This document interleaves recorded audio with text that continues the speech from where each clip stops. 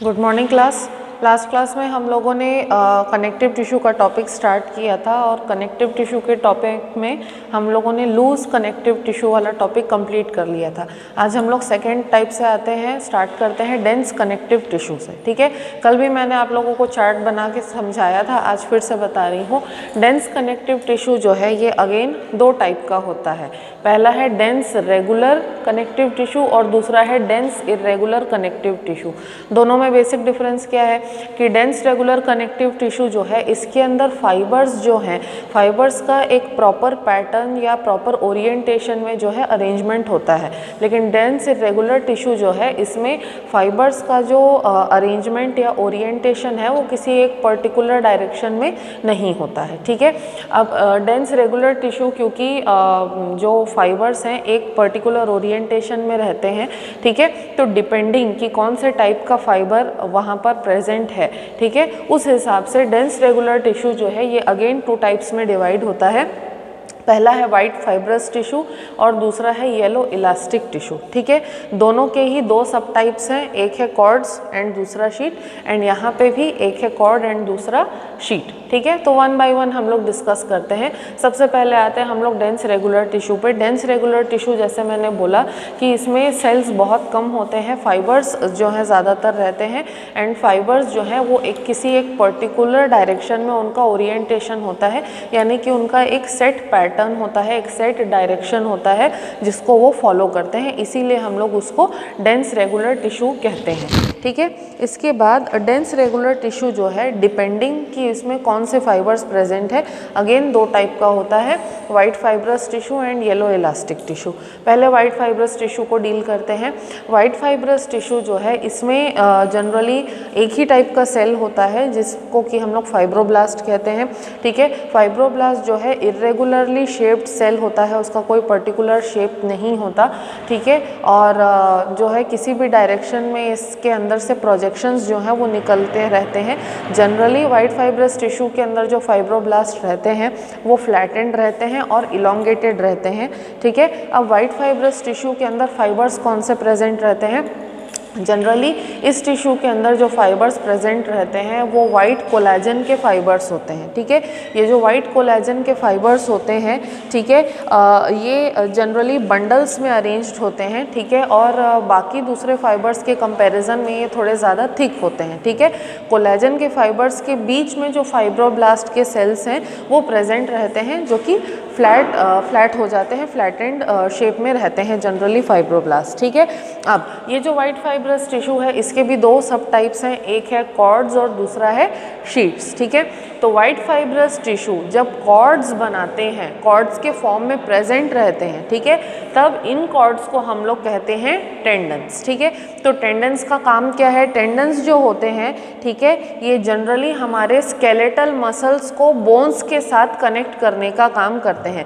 Skeletal muscles यानी कि हमारे वॉलेंट्री मसल्स, तो वॉलेंट्री मसल्स जो हैं, वॉलेंट्री मसल्स को हमारे बोन्स से कनेक्ट करने का काम करते हैं टेंडन्स। ठीक है, तो टेंडन्स जो है इनकी एक स्पेशलिटी क्या होती है कि इनमें स्ट्रेंथ काफ़ी ज़्यादा होती है लेकिन फ्लेक्सिबिलिटी जो है उनमें उतनी ज़्यादा नहीं होती, तो they are less flexible and more strength. ठीक है, इसके बाद हम लोग शीट्स पे आते हैं। वाइट फाइब्रस टिश्यू के जो शीट्स बनते हैं, ठीक है, these sheets they are present in the wall of the heart, they are present in our brain, okay, they are also present on the outer side of the bones. Apart from that they are also present in the spinal cord and on the outer capsule of the kidney. ठीक है, तो इन सभी जगह पे white fibrous tissue के जो sheets हैं वो प्रेजेंट रहते हैं। ठीक है, next coming to the yellow elastic tissue. Yellow elastic tissue जो है इसमें ऑब्वियसली जो टाइप ऑफ फाइबर है वो चेंज हो जाता है। ठीक है, येलो इलास्टिक टिश्यू के अंदर मेनली येलो इलास्टिक फाइबर्स होते हैं। ठीक है, ये जो फाइबर्स हैं, ठीक है, इनके साथ साथ इसमें फाइब्रोब्लास्ट भी रहते हैं। फाइब्रोब्लास्ट के अलावा बहुत कम क्वांटिटी में, लेकिन कुछ वाइट फाइब्रस टिश्यू जो है वो येलो इलास्टिक टिश्यू के अंदर भी प्रेजेंट रहता है। मतलब कि वाइट फाइबर्स जो होते हैं कोलेजन के white fibres plus fibroblast plus yellow elastic जो फाइबर्स होते हैं, ठीक है, येलो इलास्टिक फाइबर्स भी जो है इस टिश्यू के अंदर प्रेजेंट रहते हैं। इसके भी 2 सब टाइप्स हैं। पहला है कॉर्ड्स। ये जो कॉर्ड्स है ये क्या बनाते हैं, लिगामेंट्स बनाते हैं। लिगामेंट्स का काम क्या होता है, हमारे कोई भी बॉडी के जहाँ पर भी जॉइंट्स हैं तो जॉइंट्स पर पे 2 बोन्स को आपस में एक दूसरे से जोड़ करके रखना, अटैच करके रखना, ये लिगामेंट्स का काम होता है, ठीक है। And second is the sheets, ठीक है। शीट्स जो है ये जनरली कहाँ पर प्रेजेंट रहते हैं, the sheets they are present on the walls of the blood, they are present in the lungs, in the bronchioles, they are present also present in the cartilaginous rings of the trachea, ठीक है।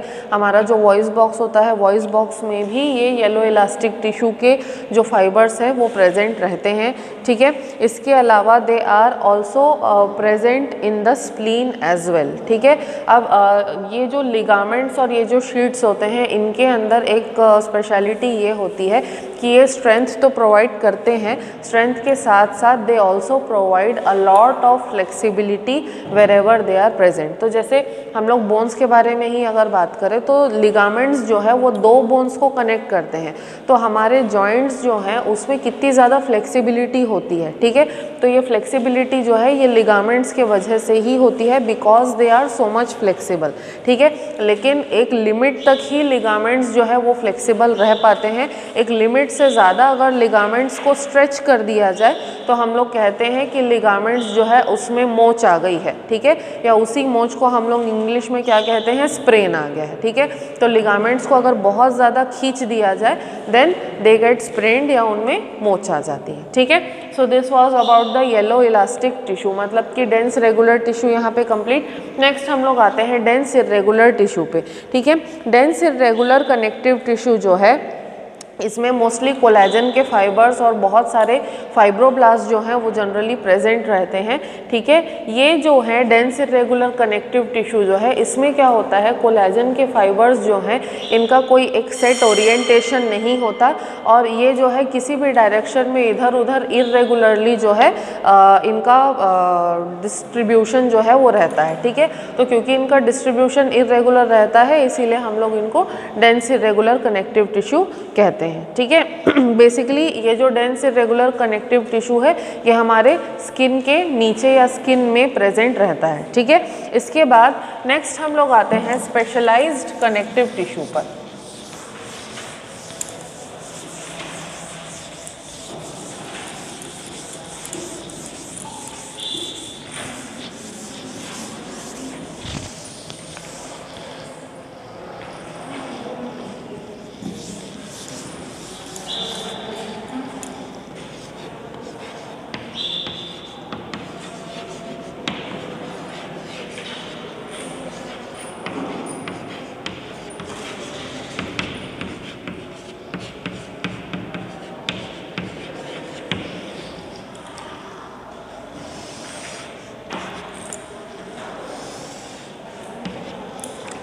Specialised connective tissue जो है इसको basically हम लोग 5 types में divide करते हैं, ठीक है। लेकिन हमको उन सभी 5 टाइप्स के बारे में फ़िलहाल पढ़ने की ज़रूरत नहीं है, हम लोग इसके 2 मेन जो टाइप्स हैं उनके बारे में ही पढ़ेंगे, ठीक है। स्पेशलाइज्ड कनेक्टिव टिश्यू जो है इसके 2 जो मेन टाइप्स हैं, first is the skeletal tissue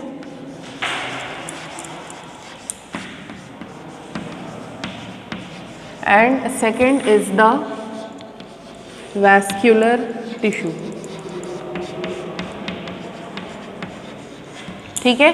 skeletal tissue जो है ये ऐसा टिश्यू है जो बेसिकली हमारे वर्टिब्रेट्स की जो बॉडी है, वर्टिब्रेट्स की बॉडी में एंडोस्केलेटन बनाने में काम या कंट्रीब्यूट करता है, ठीक है।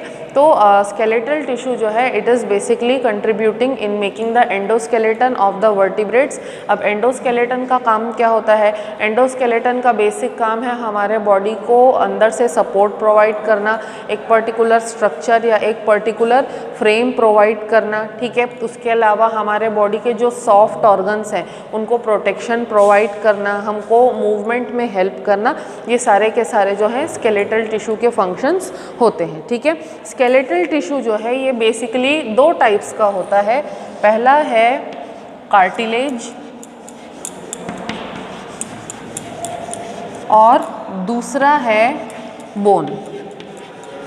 ठीक है, तो कार्टिलेज और बोन ये दो हमारे इंपॉर्टेंट स्केलेटल टिश्यू के टाइप्स हैं। सबसे पहले हम लोग कार्टिलेज को डिस्कस करते हैं। ठीक है, कार्टिलेज जो है it is a solid but semi rigid and flexible connective tissue. ठीक है, सॉलिड होता है, सेमी रिजिड होता है, लेकिन फ्लेक्सिबल कनेक्टिव टिश्यू होता है कार्टिलेज। ठीक है, कार्टिलेज जो है ये बेसिकली इसके अंदर क्या होता है, एक ग्राउंड सब्सटेंस या मैट्रिक्स रहता है, और ग्राउंड सब्सटेंस या मैट्रिक्स के अंदर जो कार्टिलेज के सेल्स होते हैं, कार्टिलेज के सेल्स उसके अंदर बेसिकली सस्पेंडेड होते हैं। ठीक है, अब कार्टिलेज के बारे में अगर हम लोग बात करें तो सबसे पहले मैट्रिक्स को हम लोग डिस्कस करते हैं। कार्टिलेज का जो मैट्रिक्स होता है, okay, matrix it is made up of proteoglycans. ठीक है, प्रोटोग्लाइकन्स मतलब प्रोटीन प्लस ग्लाइकन यानी कि कार्बोहाइड्रेट। ठीक है, तो protein plus glycan equals to proteoglycan. तो प्रोटोग्लाइकन से सबसे पहले तो बना हुआ होता है कार्टिलेज। ठीक है, प्रोटोग्लाइकन के अलावा we are having some lipids, we are having some free collagen, we are also having collagen fibres, and apart from that we also have some non collagenous protein as well. ठीक है, तो all these things they together make the matrix of the cartilage.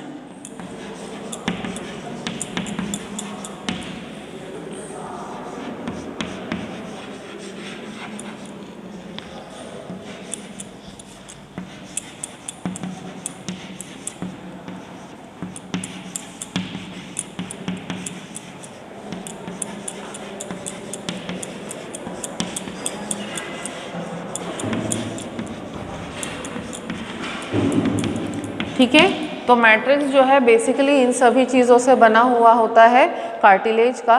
ठीक है, इसके अलावा एक और core protein होता है। ठीक है, this core protein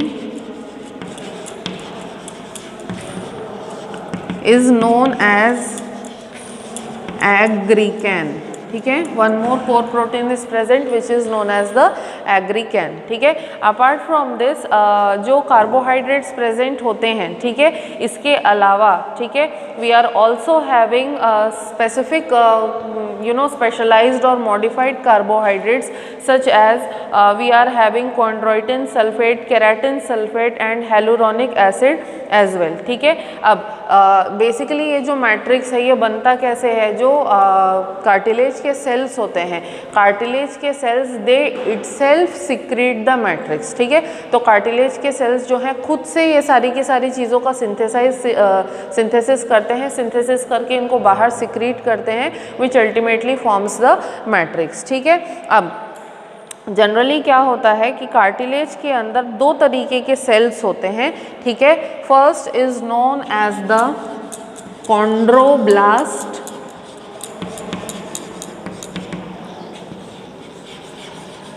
and second is known as the chondrocyte. ठीक है, दो तरीके के सेल्स होते हैं, first we are having the chondroblast and second the chondrocyte. ठीक है, कॉन्ड्रोब्लास्ट जो है ये यंग सेल्स को हम लोग कहते हैं, young cells of the cartilage are known as the chondroblast, and those cells which have become matured, the matured cells, they are known as the chondrocytes. metabolically अगर हम लोग देखें तो chondroblast जो है वो ज़्यादा एक्टिव रहता है chondrocyte के कंपैरिजन में। ठीक है, अपार्ट फ्रॉम दिस अगर हम लोग और स्ट्रक्चर अगर देखें, ठीक है, तो कार्टिलेज जो है, कार्टिलेज बाहर की तरफ से एक शीथ या एक कवरिंग से कवर्ड रहता है। This sheath is known as the perichondrium. Okay, this sheath और covering which is present all over the cartilage, it is known as the perichondrium. Okay,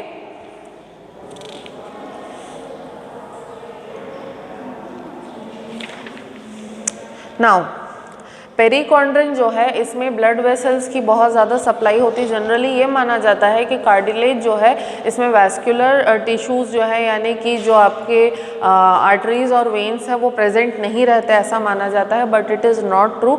जो पेरिकॉन्ड्रिन होता है, पेरिकॉन्ड्रिन में ब्लड वेसल्स की और कैपिलरीज की सप्लाई होती है, ठीक है, जो कि उसको न्यूट्रिएंट सप्लाई करने का काम करते रहते हैं। अपार्ट फ्रॉम दैट जो कार्टिलेज है, कार्टिलेज की ग्रोथ कैसे होती है, ये जो आउटर कवरिंग है पेरिकॉन्ड्रिन, पेरिकॉन्ड्रिन के बाहर की तरफ नए सेल्स जो हैं वो ऐड होते जाते हैं, ठीक है।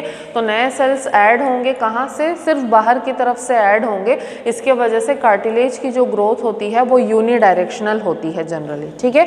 सो कार्टिलेज के बाद नेक्स्ट हम लोग आते हैं बोन पर।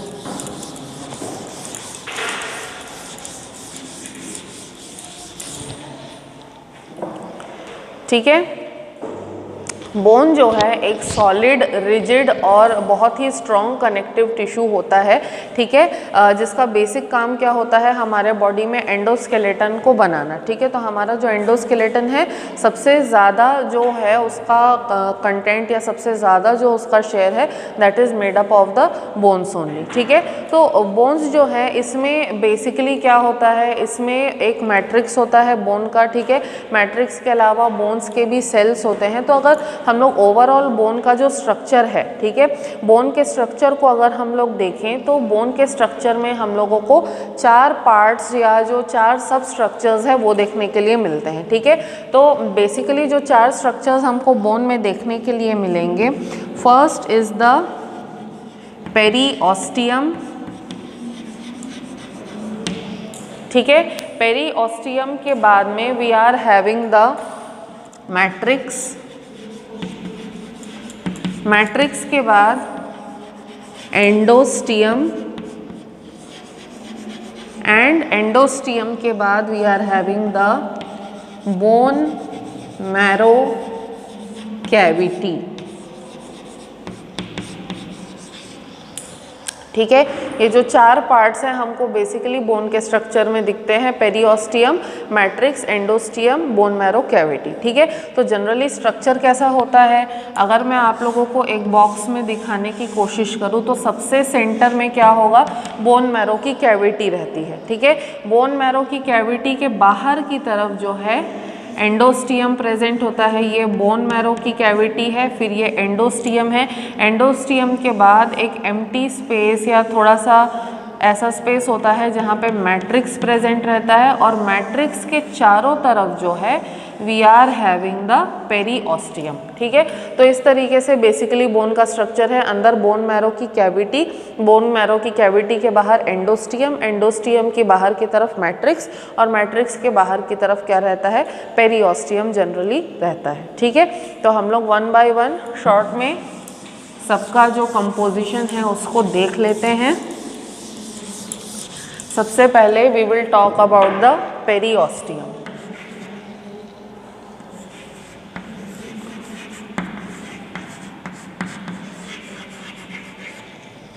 ठीक है। पेरीओस्टियम जो है it is basically a tough external covering that is present outside the bone, ठीक है। और ये जो पेरीओस्टियम है it is mostly composed of collagen fibrous tissue, मतलब वाइट फाइब्रस टिश्यू से बना हुआ होता है, ठीक है। तो वाइट फाइब्रस टिश्यू की कुछ जो ब्रांचेस हैं, ठीक है, वो एक्सटेंड होते हैं, एक्सटेंड होकर के मैट्रिक्स में पेनिट्रेट कर जाते हैं, सो दैट मैट्रिक्स और पेरीओस्टियम जो है दोनों के बीच में काफ़ी अच्छा कनेक्शन हो या उनके बीच में स्ट्रेंथ जो है वो इंक्रीज हो सके, ठीक है। तो ये जो कोलेजन फाइबर्स के एक्सटेंशंस मैट्रिक्स में जाते हैं उनको जनरली हम लोग शार्पेस फाइबर्स कहते हैं, ठीक है। अब पेरीओस्टियम जो है, पेरीओस्टियम बनता किस चीज़ से है, ठीक है। पेरीओस्टियम जो है इसमें बेसिकली क्या होता है कि कोलेजन के फाइबर्स ही जनरली होते हैं, और कोलेजन के फाइबर्स होने के अलावा इसमें ऑस्टियोब्लास्ट नाम के सेल्स होते हैं, ठीक है। कोलेजन फाइबर्स यानी कि वाइट फाइब्रस टिश्यू जो है रहेगा,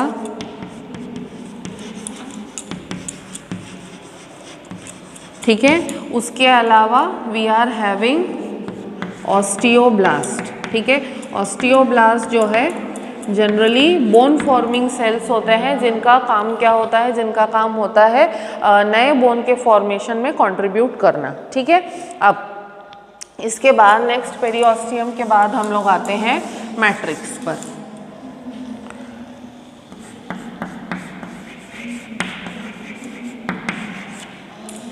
ठीक है, नाउ बोन का जो मैट्रिक्स होता है, ठीक है, इसमें जनरली एक प्रोटीन होता है। ठीक है, इसका जो प्रोटीन होता है, मैट्रिक्स में जो प्रोटीन होता है, it is known as ossein. ठीक है, तो ये बहुत ही ज़्यादा हार्ड और बहुत ही ज़्यादा क्या कहना चाहिए, डेंस एक फ्रेमवर्क होता है। ठीक है, ऑसिन का।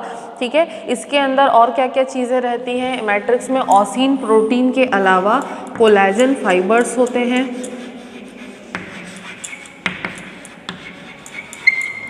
ठीक है, apart from the collagen fibres what else we are having, we are having salts, we are having salts of calcium, we are having salts of magnesium. तो इसमें basically different types of salts present होते हैं। Calcium का phosphate, ठीक है, calcium sulphate, okay, what else we are having, we are also having calcium carbonate। ठीक है, we are also having sodium chloride and magnesium sulfate।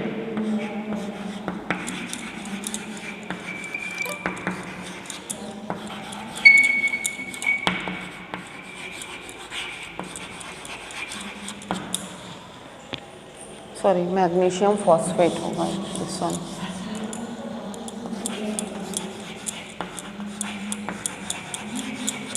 Okay, so all these salts are also present in the matrix. ठीक है, जिसमें से सबसे ज़्यादा quantity में calcium phosphate जो है ये प्रेजेंट रहता है। ठीक है, तो जनरली इनऑर्गेनिक और ऑर्गेनिक मैटर का जो रेशियो होता है बोन के अंदर, मतलब मैट्रिक्स के अंदर, दैट इज़ 7:3। तो 7 के प्रपोर्शन में इनऑर्गेनिक मैटर रहता है और 3 के पोर्शन में ऑर्गेनिक मैटर रहता है। ठीक है, उसके अलावा the matrix has numerous, as I told you, numerous cells होते हैं कॉल्ड ऑस्टियोसाइट्स। ठीक है, ये जो ऑस्टियोसाइट्स हैं what do, they help in the formation of new bone material. ठीक है, अब एक ऑस्टियोसाइट जो है, इसका एक जो पूरा क्या कहना चाहिए, ऑर्गेनाइजेशन जो है, ठीक है, ऑर्गेनाइजेशन बेसिकली मैं आप लोगों को बता रही हूँ। ठीक है,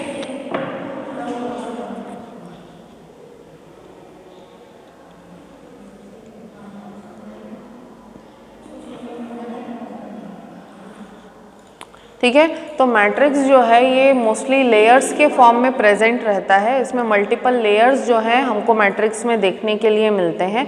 ठीक है, सबसे पहला जो लेयर होता है that is known as the Haversian lamellae. ठीक है, हार्वेजियन लैमेले जो है सबसे इंटरनल और सबसे पहला लेयर होता है। इसके बीच में एक सेंट्रल कैविटी होती है जिसको हम लोग हार्वेजियन कैनाल बोलते हैं। ये जो हार्वेजियन कैनाल है, हार्वेजियन कैनाल के थ्रू जो ब्लड वेसल्स हैं और ब्लड कैपिलरीज जो हैं वो बोन के अंदर एंटर करती हैं। ठीक है, हार्वेजियन कैनाल के चारों तरफ जो है इस तरीके से लेयर्स में जो है मैट्रिक्स अरेंज्ड रहता है। ठीक है, लाइक दिस। ठीक, अब हार्वेजियन लैमेले जो है ये हार्वेजियन कैनाल के चारों तरफ रहेगा। ठीक है, इसमें ऑस्टियोसाइट्स भी जो है बीच बीच में कहीं कहीं प्रेजेंट रहेंगे, like this. The osteocytes will also be present in the middle of the lamellae, like this. ठीक है, तो ये जो ऑस्टियोसाइट्स है प्लस आपका मैट्रिक्स के जो लैमेले हैं प्लस जो हार्वेजियन कैनाल है, ठीक है, इन तीनों चीज़ों को मिला करके we call it as the Haversian system. Okay, I am going to label it, this is the Haversian canal, these are the Haversian lamellae, ठीक है, एंड दीज आर ऑस्टियोसाइट्स। ठीक है, all of them together they are known as the Haversian system, ठीक है। इसके अलावा और क्या क्या रहता है, हार्वेजियन सिस्टम के बाद में और भी बहुत सारे लैमेले जो हैं दे कवर द हार्वेजियन सिस्टम, ठीक है। उसके अलावा क्या होता है कि ये जो पूरी कैविटी होती है इसमें ना रेडिएटिंग सेल्स होते हैं। These radiating cells they radiate cytoplasmic processes like this. These radiating cells they are known as the canaliculi, ठीक है। तो ये जो कैनालिक्यूली होते हैं इनका काम बेसिकली क्या होता है, दो एडजेसेंट हार्वेजियन सिस्टम्स जो है, दोनों एडजेसेंट हार्वेजियन सिस्टम्स के बीच में अटैचमेंट जो है उसको फैसिलिटेट करना और दोनों के बीच में सब्सटेंसेस का जो एक्सचेंज है उसको प्रमोट करना काम होता है कैनालिक्यूली का, ठीक है। तो हम लोग हावेवर और ज़्यादा डिटेल में नहीं जाएंगे।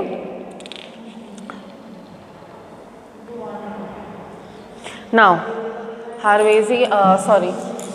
मैट्रिक्स के बाद में नेक्स्ट पार्ट पर हम लोग आते हैं, दैट इज द एंडोस्टियम,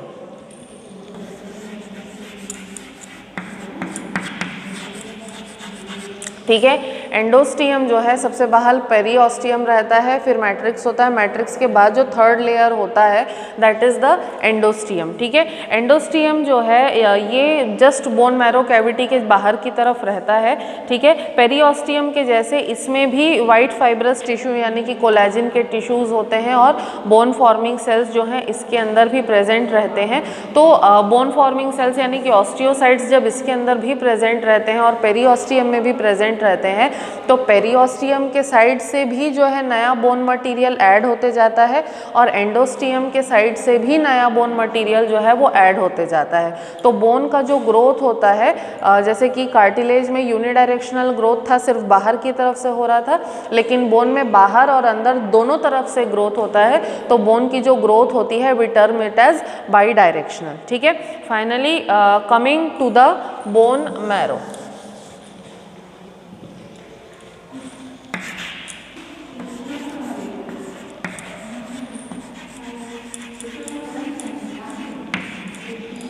ठीक है। बोन मैरो जो है ये बेसिकली बोन मैरो कैविटी के अंदर भरा हुआ एक जेलेटिनस, बहुत ही थिक और बहुत ही जेलेटिनस एक सब्सटेंस होता है, ठीक है। ये जो बोन मैरो है, ठीक है, it is basically made up of highly vascular reticular tissue, ठीक है। हाईली वैस्कुलर रेटिकुलर टिश्यू मतलब कि इसके अंदर बहुत सारे ब्लड वेसल्स और कैपिलरीज की सप्लाई होती है, रेटिकुलर फाइबर्स जो है इसके अंदर प्रेजेंट रहते हैं, ठीक है। तो ये जो बोन मैरो होता है इसको हम लोग स्पेसिफिकली क्या कहते हैं, माइलॉइड टिश्यू कहते हैं, ठीक है। अब ये जो माइलॉइड टिश्यू होता है इसका काम क्या होता है, बोन मैरो का काम होता है ब्लड के जितने भी सेल्स हैं उनका सिंथेसिस करना, ठीक है। तो ये जो बोन मैरो होता है ये दो टाइप का होता है, एक होता है रेड और दूसरा होता है येलो, ठीक है। तो अगर हम लोग रेड बोन मैरो के बारे में या बात करें तो रेड बोन मैरो जो है इसमें हाईली वैस्कुलर रेटिकुलर टिश्यू होते हैं, ठीक है, जिनका की काम क्या होता है आरबीसीज और डब्ल्यूबीसीज का सिंथेसिस करना, ठीक है। तो red bone marrow will synthesise the RBCs and डब्ल्यूबीसीज, ठीक है। अब हम लोग येलो बोन मैरो पे आते हैं। येलो बोन मैरो जो है mostly it is composed of the adipose tissue, माने कि फैट का रिजर्वॉयर होता है इसमें, और जनरली ये ब्लड के सेल्स को सिंथेसाइज नहीं करता। बहुत ही ज़्यादा इमरजेंसी सिचुएशन हो, जैसे कि एक्सीडेंट की वजह से अगर किसी पर्सन का ब्लड लॉस हो गया है तो ब्लड लॉस होने के केस में ही, बहुत ज़्यादा इमरजेंसी होने के केस में ही जो है येलो बोन मैरो जो है आपका ब्लड के सेल्स को डेवलप करेगा या प्रोड्यूस करेगा, ठीक है। तो yellow bone marrow it is made up of the adipose tissue, ठीक है। और एक चीज़ ये है कि जब कोई भी पर्सन यंग होता है, उस मतलब छोटा बच्चा है या फिर कोई यंग पर्सन है, तो यंग पर्सन्स के अंदर मोस्टली 25 इयर्स की एज तक के पर्सन्स के अंदर रेड बोन मैरो जो है वो ज़्यादा क्वांटिटी में होता है और एक्टिवली क्या करता है आरबीसीज और डब्ल्यूबीसीज को प्रोड्यूस करता है। लेकिन 25 साल की उम्र के बाद में जैसे जैसे पर्सन की एज जो है प्रोग्रेस होते जाती है वैसे वैसे रेड बोन मैरो जो है उसकी क्वांटिटी रिड्यूस होते जाती जाती है और रेड बोन मैरो को जो येलो बोन मैरो है वो रिप्लेस कर देता है। ठीक है, तो 25 साल की उम्र आते आते तक हमारे बॉडी के सिर्फ कुछ ही पार्ट्स में जो है रेड बोन मैरो प्रेजेंट रहता है, जैसे कि हमारे बॉडी के जो लॉन्गर बोन्स जैसे फीमर बोन है, हमारे थाई का बोन है, ठीक है, और हमारा अल्ना है, ये वाला जो पार्ट है हमारा, ये वाला जो बोन होता है, या ह्यूमेरस जो हमारा ये वाला हाथ का आर्म का बोन होता है, तो इनके जो टर्मिनल एंड्स होते हैं, मतलब यहाँ पे और यहाँ पे जो टर्मिनल एंड होगा बोन का, या जो थाई का बोन है फीमर, उसका जो टर्मिनल एंड होगा, सिर्फ उसके टर्मिनल एंड्स पे रेड बोन मैरो प्रेजेंट रहता है। हमारे वर्टिब्रल कॉलम में जो हमारा वर्टिब्रा होता है, ठीक है, वर्टिब्रल कॉलम के वर्टिब्रा में जो है रेड बोन मैरो प्रेजेंट रहेगा। तो इस तरीके के कुछ ही बोन्स के अंदर जो है रेड बोन मैरो 25 इयर्स की एज के बाद में प्रेजेंट होता है। बाकी मोस्टली क्या होगा कि रेड बोन मैरो को जैसे जैसे एज बढ़ती जाएगी वैसे वैसे येलो बोन मैरो जो है वो उसको रिप्लेस करता जाएगा। इसीलिए क्या होता है कि जैसे पर्सन की एज प्रोग्रेस होते जाती है उसके ब्लड में हीमोग्लोबिन की क्वांटिटी या ब्लड की जो क्वांटिटी है वो कम होने लगती है और पर्सन एनीमिक होने लगता है। ठीक है, तो यहाँ पे हम लोगों ने जो स्केलेटल टिश्यू है वो कंप्लीट कर लिया है। लास्टली हम लोग आते हैं वैस्कुलर टिश्यू पर। ठीक है, वैस्कुलर टिश्यू जो है इसमें जनरली इसके भी दो टाइप्स हैं। First is the blood and second is the lymph.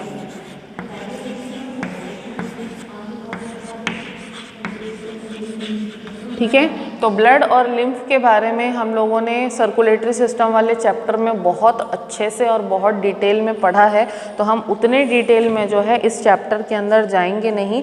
ठीक है, बस हम लोग थोड़ा सा एक रिवीजन लेते हैं। ब्लड जो होता है एक मोबाइल या फ्लूइड कनेक्टिव टिश्यू होता है, ठीक है, which is composed of fluid जिसको कि हम लोग प्लाज्मा कहते हैं, और प्लाज्मा के अलावा ब्लड में क्या होते हैं, ब्लड कॉर्पसेल्स होते हैं। ठीक है, तो ब्लड का दो पार्ट है, प्लाज्मा, ठीक है, एंड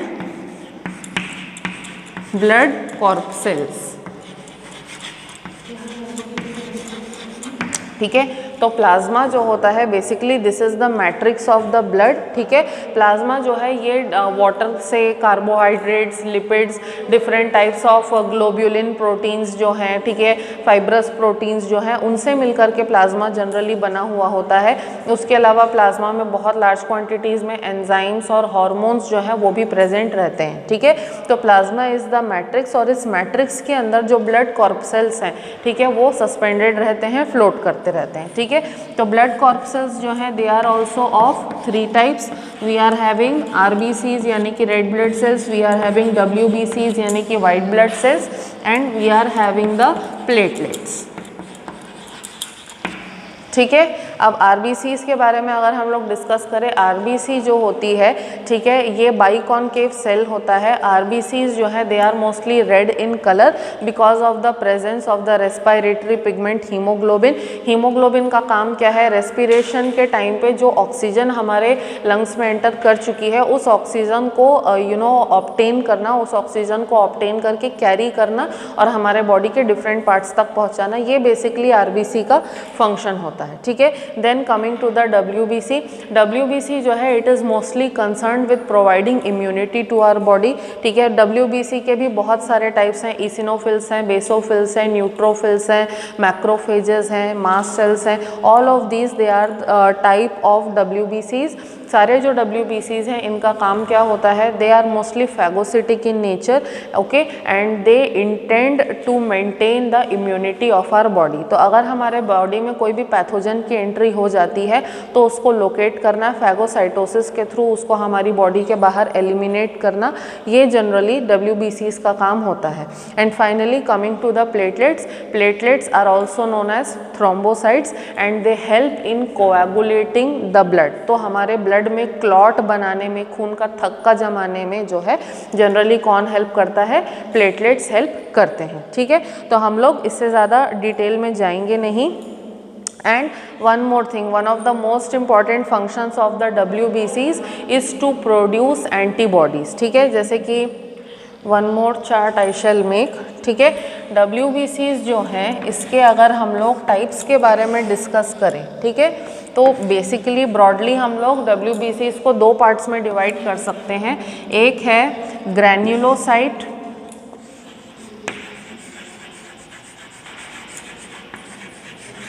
ठीक है, और दूसरे हैं एग्रैन्युलोसाइट्स।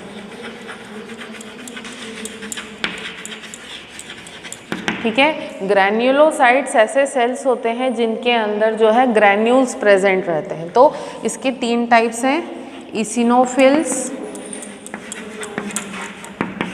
ठीक है, then basophils and neutrophils.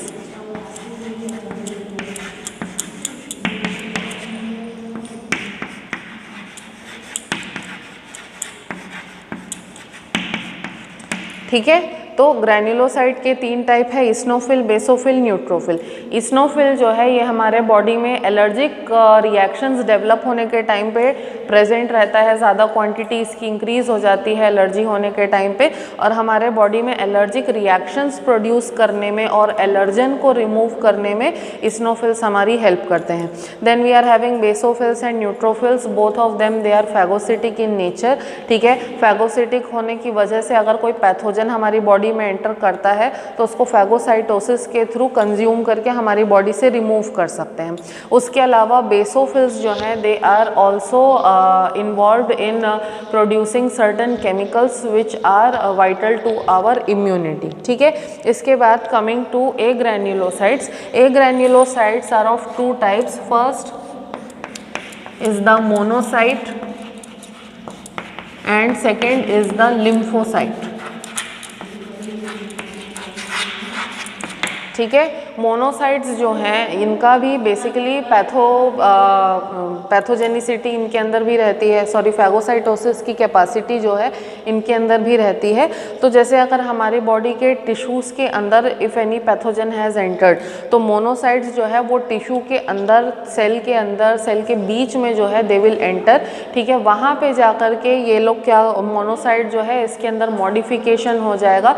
Modification होकर के मोनोसाइट्स जो है ये डिफरेंशिएट कर जाएंगे मैक्रोफेजेस में। ठीक है, फिर मोनोसाइट्स के डिफरेंशिएशन से जो मैक्रोफेजेस बनते हैं, ये मैक्रोफेजेस जो है then they will complete the process of phagocytosis and they will remove the pathogen from within the tissue.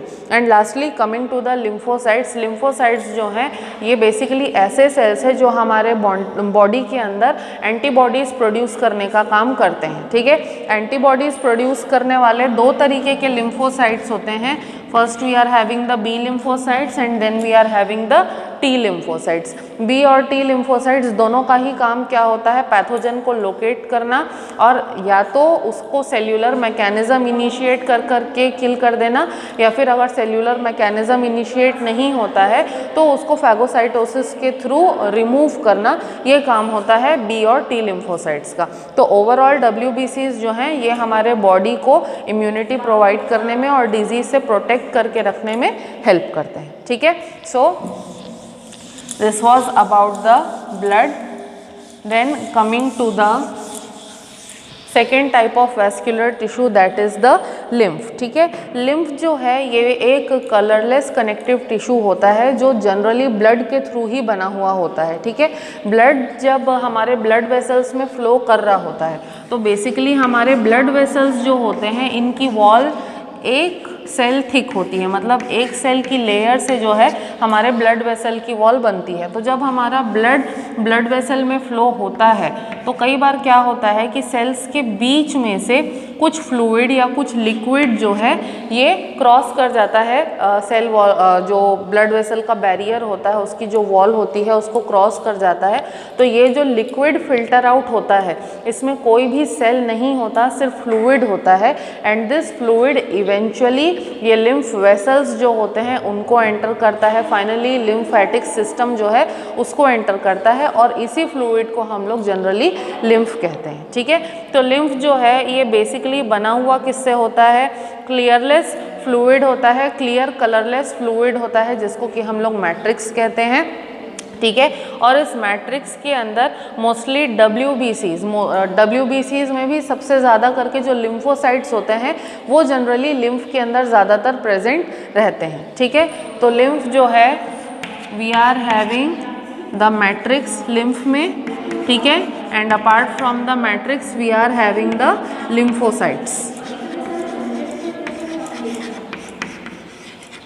ठीक है, तो मैट्रिक्स और लिम्फोसाइट्स मिलकर के लिम्फ बनाते हैं। ठीक है, इसमें इरिथ्रोसाइट्स यानी कि आरबीसी और प्लेटलेट्स जो हैं बिल्कुल नहीं होते हैं। ठीक है, इसका जो मैट्रिक्स होता है, ठीक है, जिसको कि हम लोग प्लाज्मा भी कहते हैं, इसके अंदर ब्लड के प्रोटीन्स होते हैं, कैल्शियम और फॉस्फोरस भी होता है, लेकिन और ग्लूकोज भी होता है, लेकिन कैल्शियम, फॉस्फोरस और प्रोटीन्स की क्वांटिटी ब्लड के कंपैरिजन में कम रहती है, लेकिन ग्लूकोज का जो कंसंट्रेशन होता है ब्लड के कंपैरिजन में लिम्फ में ज़्यादा होता है। ठीक है, इसके अलावा लिम्फ जो है इसका काम क्या है? लिम्फ का काम जो है मोस्टली, क्योंकि इसके अंदर लिम्फोसाइट्स होते हैं, तो हमारे बॉडी के जो टिश्यू हैं, टिश्यू के बीच में जो सेल्स होते हैं, सेल्स के जो स्पेसेस हैं, सेल्स के स्पेसेस के बीच में एंटर करना। ठीक है, वहाँ पे जो पैथोजन अगर कहीं छुपा हुआ है तो उस पैथोजन को लोकेट करना और उसको मारना, ये जो है लिम्फ के अंदर जो लिम्फोसाइट्स हैं उनका काम होता है। ठीक है, बाकी लिम्फ जो होता है ये न्यूट्रिशन वगैरह ट्रांसपोर्ट करने में भी जनरली हेल्प करता है। ठीक है, so with this we have completed the topic of the connective tissue. यहाँ पे कनेक्टिव टिश्यू का टॉपिक हम लोग क्लोज करते हैं।